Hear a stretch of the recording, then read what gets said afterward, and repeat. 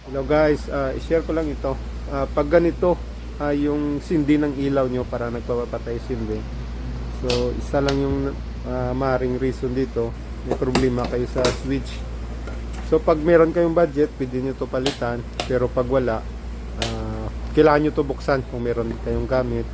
At linisin to. So, kadalasan kasi binabahayan to ng mga langgam na katulad nito. So, ngayon, tinanggal natin ito at nilinis. Dito makikita natin na maraming langgam na humarang doon sa may contact niya, no? So at kailangan natin tandaan kung paano natin tinanggal, at para at least mabilis lang at alam natin kung paano ibalik.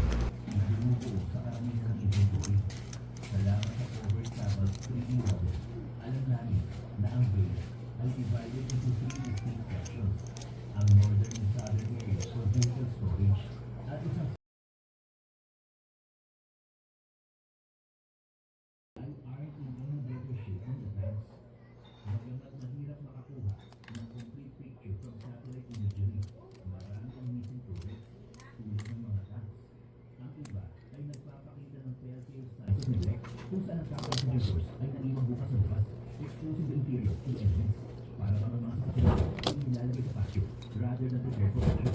Pagkalo sa inspection, makikita mo na around 25 to 50% sa mga vehicles na ito ay may visible defects, at iyon lang ang makikita mula sa mga overhead shot. Na-estimate sa over travel na mayroon na lamang 160 BNT na nakikita na realize mo sa ito. Ito ay tila na pagdala ng knives at ng bansa, isang outdated strategy na hindi mo naalas ang mga lahat. Ang utility nito sa strong point ay nagsuffer din. Ang diesel engine ng DLP ay nagkakaroon out ng near 300 horsepower na maaaring adequate dosage sa bed. Ngunit sa common environment nila, ito ay libang underpowered. Ito ay isang sasakyan na decycle at line ng bed. Masing uso ba ng instance at isa ng 69 base. Karamihan sa mga ito ay P62 na naging 60 noong 2024. Tama, ang mga engine nito ay practically a fix. Ang P62 may 41 console and 4% tool ay maaaring isang decent piece of machinery back in the day. Ngunit hindi na tayo. Ganyan pa man, iyon na lang ang nakikita sa basyo.